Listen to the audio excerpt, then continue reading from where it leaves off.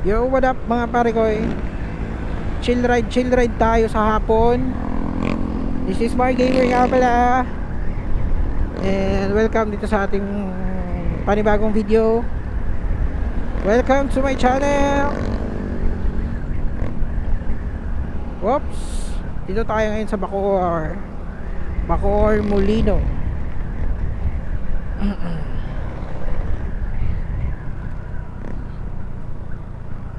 Samahan nyo ako mga pare ko at mag-chill ride tayo papuntang Dasmariñas Fuel Uno. Madami na din yung Uno, no? Mura yan sila, mura. Pinipilahan nga yan sila eh. Kasi sa sobrang mura nila. Pag ikaw ba naman pare ko, di ba, diferensya na 4 pesos yung diferensya, di ba? Laking magpagas ka ng 4 na litro full tank. Hindi 4, 8, 12, 13, 14, 15 16 pesos matipid mo. Oh, di ba? Saka pa ganun kamura si Uno. Kaya dun sa Bacoor, di ba? Dun sa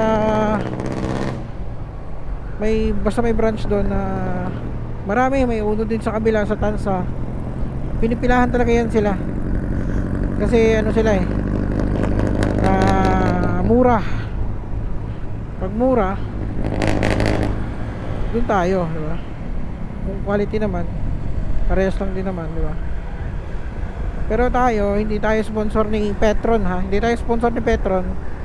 Petron lang talaga tayo kasi may ano tayo, Petron Miles Card, no? Yan, kuha na kayo ng ganyan para may ano kayo, discount every gas up, no? Kasi Petron na talaga ako since dati pa eh. Aray, may tumamang ano sa atin, dahon ba yun? Sarap talaga maamoy yung ano, yung siga na mga dahon, yung sinusunog sa hapon parang sa probinsya. Ano to? Okay. Ito yung Skygo mga pare ko eh. Tara, pakita ko sa inyo. Skygo na 150 ni Skygo, yung parang kamukha ni ano, X-Max. Oo nga no, parang siyang X-Max sa likod oh. At saka brusco din siya. May ano din talaga siya, may tsura din talaga, no? Diba? Pero medyo malaki talaga yung X-Max. Mas malaki yung ang gulo niya. Pero may pagka-same ano din talaga sila, no? Ito para lang siyang NMAX, ganun. Ganun yung kanyang bulky, no? Ito NMAX oh. Oh, di ba? Parang same bulky lang sila. Kasi si X-Max, alam ko malaki talaga yon, malapad talaga yung likod nun. Tsaka ang pangalan niya pala is Bolt 150.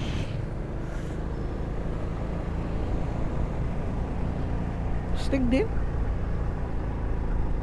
Hindi ko siya makita na ano, ano na X-Max. Yung itsura niya siguro, pero mahalin tulad ko siya sa NMAX. NMAX na 155 ganun. Version 2. Doon ko siya nakikita eh. Ikita natin para makita natin yung kanyang malapitan na ano. Pag sa side naman, yun nga, para siyang NMAX. Nakakilis na din pala siya. Ganda din itong mga ano ni Skygo, no? Mga bagong labas niya, no? Sa kanya din yung parang ADV na KBP ba yun? KBP. Yan, no? Keyless na din siya.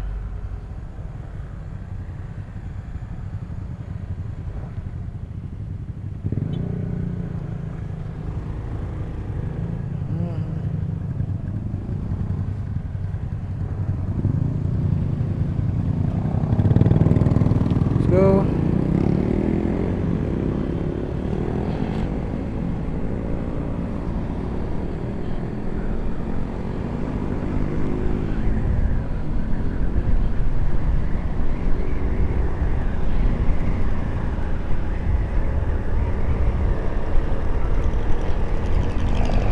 Wala sa brand yan mga pare ko no? Uy, uy ba, dito parang mahal, parang light shower na naman. Putol-putol no? Medyo ambot-ambot na naman. Wala sa brand yan mga pare ko kung saan kayo masaya. Sa Rusi, Motorstar, Honda, kahit Yamaha, ano pa yan, bilhin nyo kung saan nyo gusto. Yung wala kayong pagsisisihan. Ito Versys, wow, Convoy.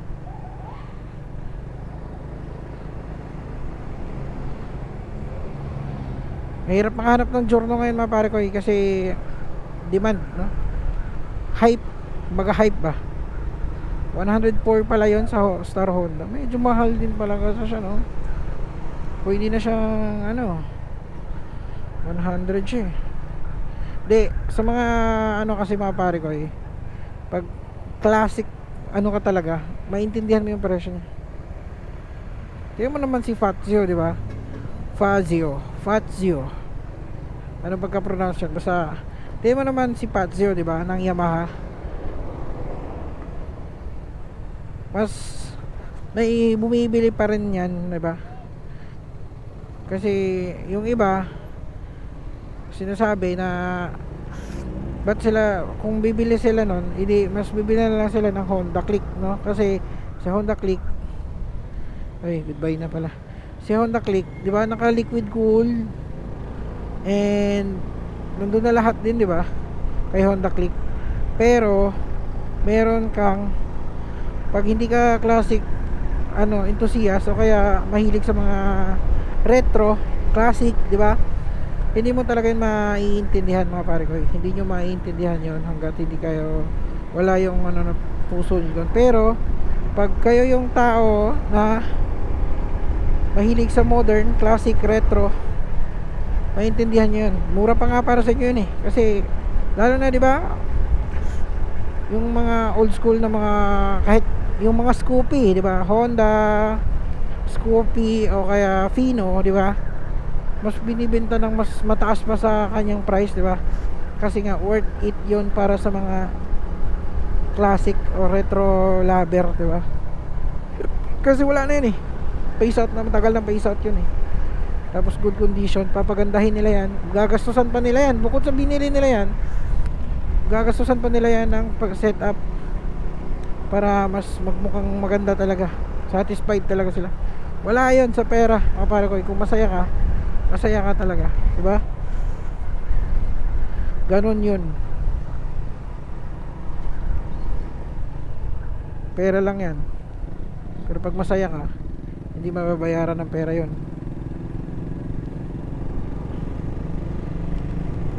Villar City. Tulad sa akin, eto, ano lang itong motor natin, no? Para sa iba, sabi, wala naman special dito. Kasi naka-analog, naka 4 gear lang, and naka drum brake lang sa likod. Kumbaga naka disc brake naman siya, hindi naman siya ABS. At saka naka disusi pa rin siya, hindi siya keyless. Sa mga bagong labas ngayon, keyless na. Walang special para dito, pero para sa akin special to, para sa akin mga pare ko. Ito yung pinili ko, ito yung gusto ko diba? Naghirapan ko to para mabili to, pangarap ko to Pero yun mga pare ko diba? Kung pangarap mo, gusto mo, yun, kunin mo para hindi ka magsisi sa huli. Hindi yung mapilitan ka lang kasi hindi ko naman gusto yun, mas gusto ko kaso dito ako nakapunta. Hindi, kunin mo yung gusto mo, kunin mo yung dahil gusto mo. Sige, paghirapan mo. Pag nakuha mo, yun na yung reward. Kaya nga ako nung nakuha ko to unang labas ko nito, grabe, abot nga yung ngiti ko mga pare ko diba? Ganun lang yun.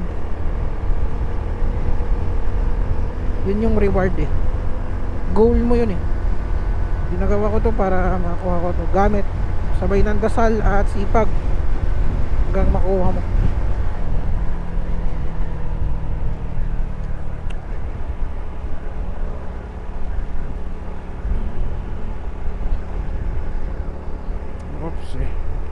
Dito na tayo sa paliparan.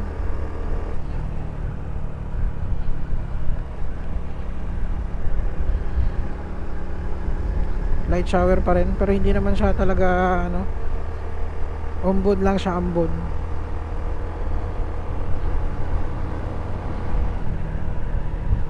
Walang special dito mga pare ko eh, para sa iba. Kasi analog lang siya, odometer niya yung pinaka traditional, pinaka luma. Tapos yung gear indicator niya yung pinaka 1 2 3 4 lang, hindi yung digital, di ba? Walang special para sa iba.